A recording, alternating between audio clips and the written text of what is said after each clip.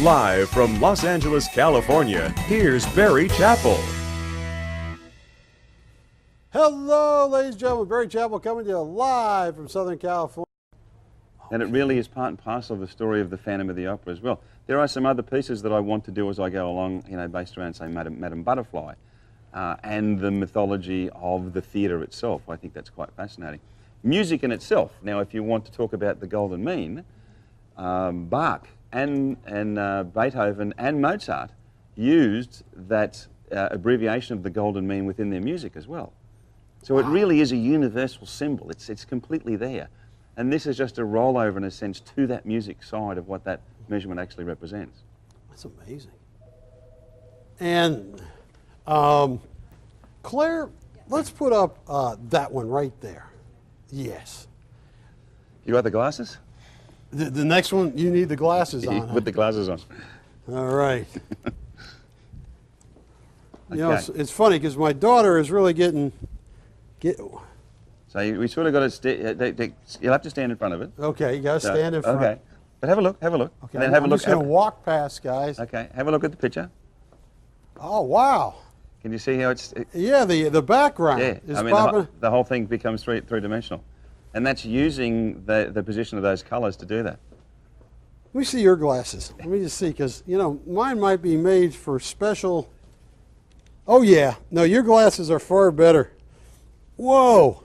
But you can see round these areas here. Now, is this, That whole is thing. it in every painting? Or? No, it's not. It's just in the combination of those spectral colours where those mathematics actually work. It's the actual concentration or the ratio of the mathematics of the colour that actually makes it come out. I'm going to be grabbing it. Yeah. So these certain ones of these pop right out. It just pops right out. It's pretty bizarre. It really is. That really is. And how many of the paintings are 3D like that? There's about 3 or 4 of them. Not all of them. This one here has a little bit in it as well. And also the feather fashion has it as well. Wow. Just because of the way we've juxtaposed the colours. What is the meaning on this one? Is there a meaning on this one? Is that... That one there? Yeah. This is actually a friend of mine from Vanuatu. You know her? Young woman called Chrissy, and she was a good friend of mine while I was actually diving in Vanuatu. We became good friends with each other, and she was a very eclectic woman. She was very extreme to some places, and that's the reason that I created the background around her, because sometimes you didn't know what she was thinking or what she was doing. Okay. She was pretty different, let me tell you. And now this next one is another large painting, Graeme. Is this one 3D? Certain sections of it are. This one here, if you look at it, I've actually used acrylic overlay on it. And I've used an acrylic glass. Yes, it is 3D. Yeah, and I've covered the whole thing. So certain areas of this will actually poke out as well, depending on the juxtapose of the colours that I've got there. That is very 3D, But Graeme. if you look at these areas in here... They're poking out. They're coming right at me. They literally come out. If you walk around, they'll actually move around with you. Wow. Now, how come that doesn't happen with my cloudy with a chance of meatball glasses? They must have trademarked it. You get some dad glasses. Yeah. and my daughter was going, it says be green and recycle. I said, yeah, I got Graeme Stevenson on the show. My goodness. Claire, this is amazing. 3D art. It was beautiful before that. Now, is there a story behind this piece? It's called Universal Struggle. It's the struggle between the identity of men and women, and we go through it since time immortal. It's literally how we perceive each other, how we hopefully interact with each other. Yeah, there's a control factor there in a sense. There's the universal struggle between man and woman. That's what it represents. Claire, let's grab the fashion one there, and then the one next to you, because those two, I'm going to need help explaining. Now, Graeme, I did not, and you know, I took Graeme and a lifetime buddy of his, Ash Burns, who we had here to scare the heck out of Jimmy because he's a big guy, and you know, I was going to have him scare Jimmy, but Jimmy had already left, and we talked about a lot of stuff at lunch. I had my wife there. Yeah. One thing we didn't mention at lunch, I just want everybody to know this because, you know, I don't want everybody to think it's scripted, but your paintings in galleries sell for a lot of money. Mm-hmm. And it's safe to say that you have made sales, or galleries have made sales, 15,000 or more. Because the ones we picked up from San Francisco, I mean, the price on those were more than 50. Sure. And a lot of people don't understand this, but when we work direct, we have a lot of fish to fry. We're working on a lot of stuff, but a couple customers might be wondering, how come if your work sells in a gallery for 15 or 18 or 20, you let Barry sell them? Well, you know, and we discussed that yesterday. We did. Yeah. Did we? Yeah. I don't remember. Going back to the car. Oh, okay, yeah. Part and parcel of that for me is that I lived in the United States for 10 years. Okay. And I love this country.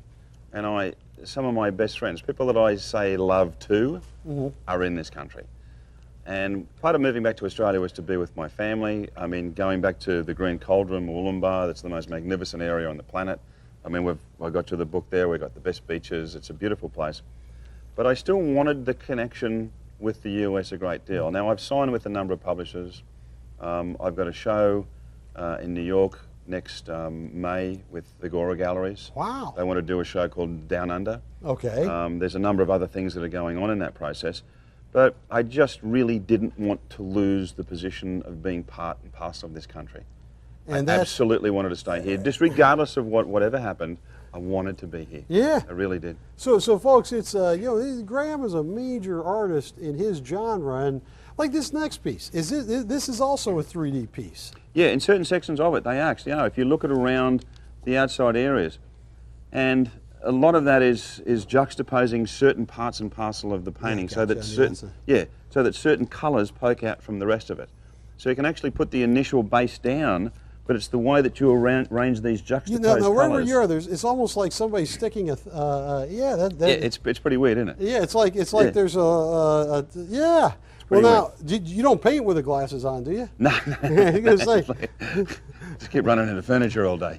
Yeah, I drive with these on, no matter. That's what happened. Some questions. Oh, I'm sitting here ignoring everybody. And Claire, let's get, what haven't we shown yet? Yeah, let's get that up. That one there's a little 3D in the sense of it as well.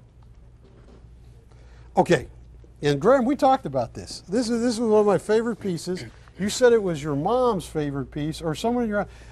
We sold Rainbow Mask. Don't ask me what for. You're gonna be mad, but you weren't here. It was a dust storm. Okay. We sold Rainbow Mask on Saturday night. I do remember. Yeah, I love that one. Yeah. Yeah, with all the colors. Yeah.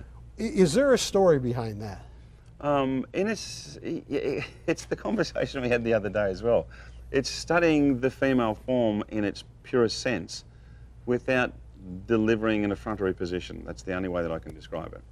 I've got a very close relationship with my mother and my sister and my girlfriends, and I like to portray the female form in an essence of delight, but in questioning and secretness. And what the mask symbolize? Because it's the most unbelievable green I've ever seen on that mask. If you looked at that, and I can always remember the women, my girlfriend, when they get ready before they go out, and they're naked and exposed. But there's this amazing colour that comes from them. There's this mask that they put on. You might want to call it just simply makeup, I suppose. But they sit there, you know, as a normal young woman. They go out and they've completely transformed themselves in many senses. So you can't see the woman's face as she's sitting on that particular podium, but you can see the result or the excitement and the colour of what happens to her before she goes out. So it's a real juxtapose between her ignoring you and then her coming out with all of the colour. Wow. Well, and also Ron from Stockton called up just to let you know he bought Sublime. Okay. You know, and he says he loves it. Thank you. Yeah, and that is a really nice piece, that one too. Beautiful piece, yeah. It's one of my favourites. And keep calling. Claire's writing stuff down. This one I need help interpreting. What is this?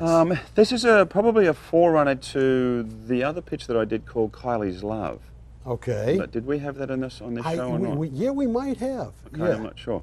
One of my dear girlfriends in Australia called Kylie, a single mum, very dedicated in her life to what she's doing, and this is really just another process of the mother-child experience, the love process. I mean, I come from a very